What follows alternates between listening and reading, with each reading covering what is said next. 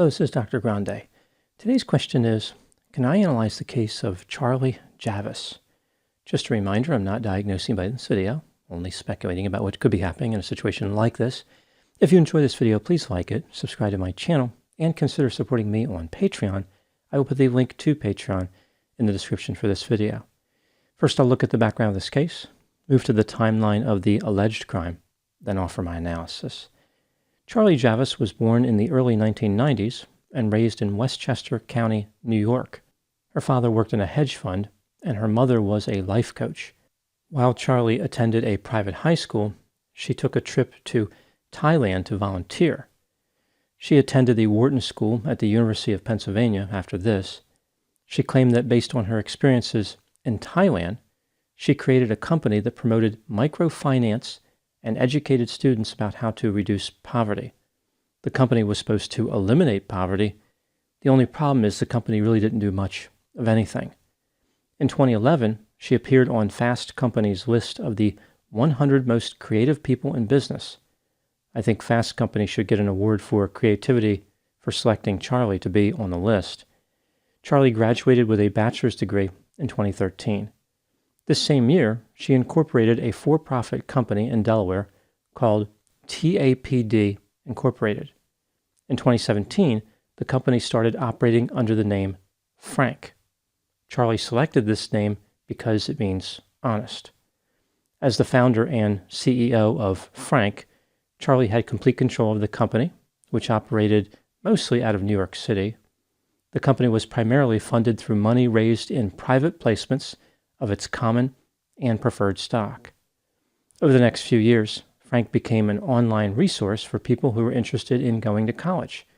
The main offering of the company was an automated tool that supposedly allowed a user to quickly complete a FAFSA application. FAFSA stands for Free Application for Federal Student Aid. The term is actually trademarked by the government. They weren't too happy that Charlie was using the acronym and took action against her. Despite this, Charlie's company, Frank, continued to operate. In addition to using the government's trademark, there were other signs that Charlie was not competent or responsible. For example, she wrote an opinion piece for the New York Times titled "The 8 Most Confusing Things About FAFSA." It required an 8-sentence correction because it had so many mistakes. Charlie was frequently featured in the media and received many good reviews, which appeared to contradict her actual performance. One article claimed that her startup was helping students get thousands off their tuition. She made it on the 2019 Forbes 30 Under 30 finance list, as well as the Crain's New York Business 40 Under 40 list. The article said that Charlie had done her homework. It sounds like before they made that statement, they should have done their homework. As Charlie was attracting all this positive attention, other people were growing concerned with her behavior. For example, the Federal Trade Commission sent her a warning letter about offering potentially misleading information to students. By 2021, Frank had expanded into additional areas. It offered information about scholarships, resources for filing financial aid appeals, and was a marketplace for online courses offered by colleges. Students could pay a fee to Frank and be signed up for these classes. Some of the colleges were unaware that they were being listed on Frank's website. Frank did not actually have any arrangement with them. Charlie started looking at a company to buy Frank. She framed the company as a trusted financial coach for students, which could help them navigate finances from A to Z. Now moving to the timeline of the crime. Here's what happened according to federal prosecutors. A board member for Frank approached J.P. Morgan Chase Bank to see if they were interested in acquiring the company. J.P. Morgan was interested in growing its market share of student customers and thought Frank might be a good acquisition. Charlie had approved pitch decks describing Frank's financials, anticipated growth, products, and market reach. In July 2021, Frank used a pitch deck containing slides stating it had 4.25 million students and growing. This claim appeared on 6 slides in total. Charlie met with J.P. Morgan employees and answered several of their questions. J.P. Morgan was particularly interested in getting access to Frank's user data. They wanted to market other products to the student population. JP Morgan submitted a non-binding indication of interest to acquire Frank's outstanding stock for $175 million. As part of due diligence, JP Morgan asked Charlie to provide a list of customer accounts, including the identifying information. She kept dodging the request for specific information, claiming that she was worried about privacy. On August 1, 2021, JP Morgan sent an email that asked, quote, "How many customer accounts have 100% of the below data?" unquote. The email then listed a variety of variables like first name, last name, date of birth, phone number, and so on. Both sides of the negotiation realized that the data were critical to the deal moving forward. To address the privacy concerns, the parties agreed to using a third-party validator. This validator would examine Frank's data and produce a written report without disclosing any of the actual data to JP Morgan. Charlie ran into a bit of a problem here. Frank had over 4 million visitors to its website, but only less than 300,000 users. JP Morgan was interested in the users. They wanted complete sets of information on each student. Charlie led them to believe that Frank had an extensive set of information for over 4 million students. To overcome this challenge, Charlie told Frank's engineering director to fabricate data for the missing users by taking data from the existing users, essentially making it seem as though the over 4 million visitors were actually users. The engineering director did not feel too comfortable with Charlie's request and asked if it was legal to create the data. Charlie reassured him that no one would end up in an orange jumpsuit. Ultimately, the engineering director refused to comply with Charlie's request. Instead, he sent her the actual user data. Charlie was not pleased with this and decided to contact a university professor who she had met when she was in college. She asked this professor to create the data, and he did, although he warned her it would look fishy if someone were to audit the data. The fabricated data were sent to the validator, over 4.265 million entries. The validator analyzed the data and reported that 100% of the entries contained first name, last name, email address, and phone fields. This report was sent to JP Morgan. Charlie agreed to pay the professor $18,000, which was $4,700 more than he requested.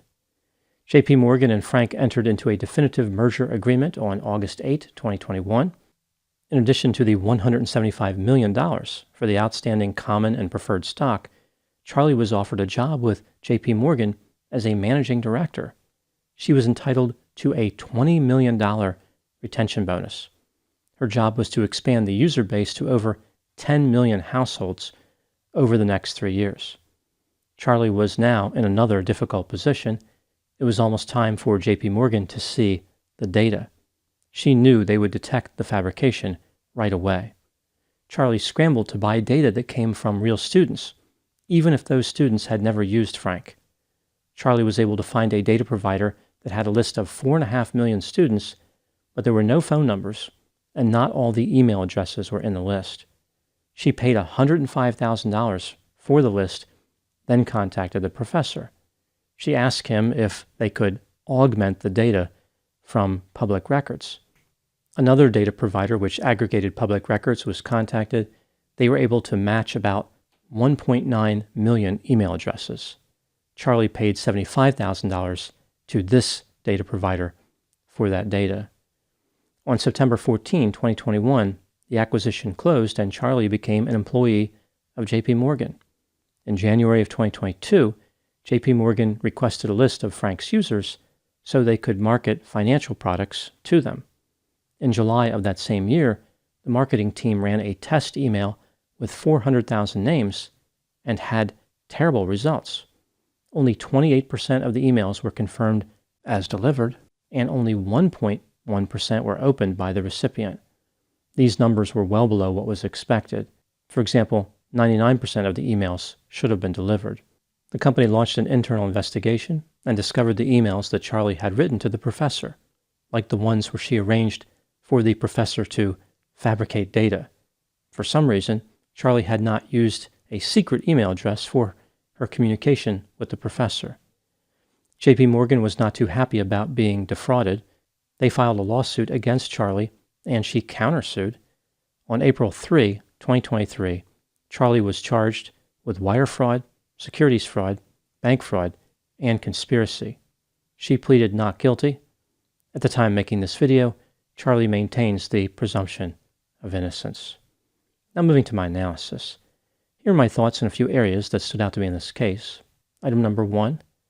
I find it curious that anyone ever believed that Charlie was creative, when all her ideas appeared to come from her personal experiences. The idea for the company she supposedly founded to provide microloans in underprivileged countries was based on her traveling to Thailand.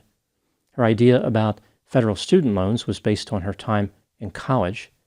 To be fair, the name of her company was not based on something she had experienced personally. Again, she selected Frank because it meant honest. Item number 2.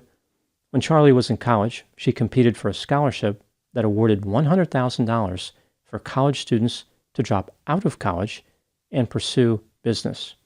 This doesn't seem like a very good idea, paying people not to get an education, but that's how the program was set up.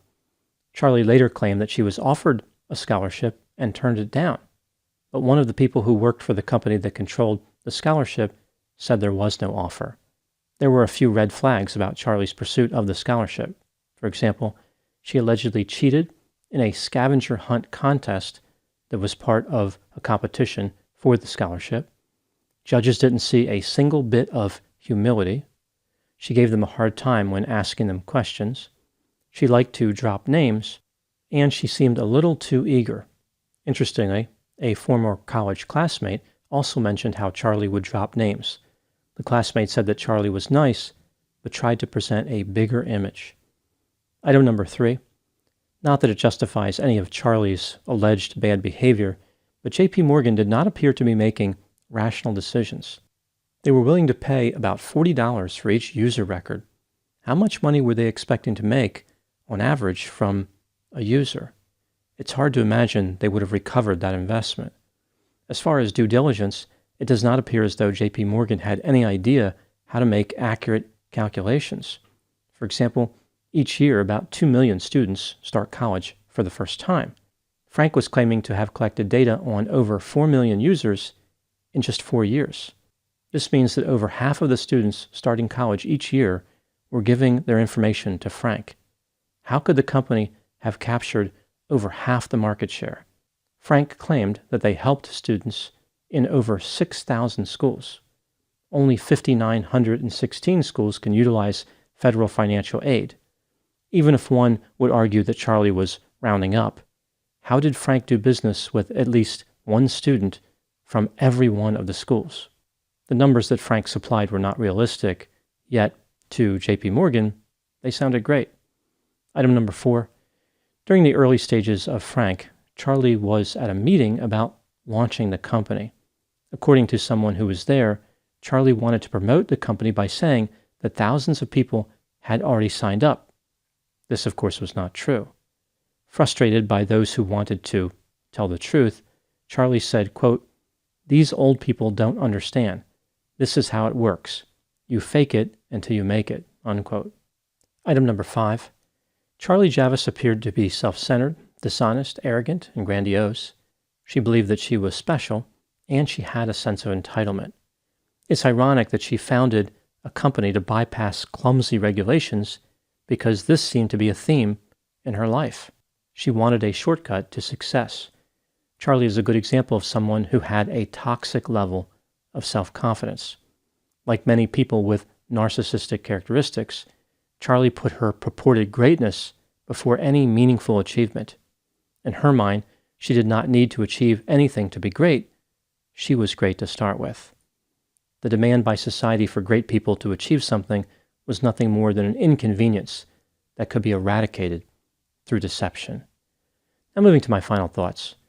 Charlie Javice was able to ride this popular ideology among investors that experience doesn't matter.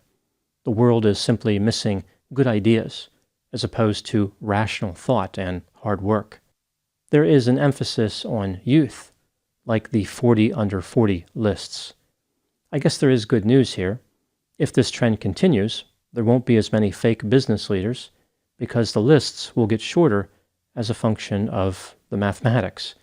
Soon there will be an up-and-coming preschooler entrepreneur list, the 4 under 4. Those are my thoughts on the case of Charlie Javice. Please put any opinions and thoughts in the comment section. They always generate an interesting dialogue. As always, I hope you found my analysis of this topic to be informative. Thanks for watching.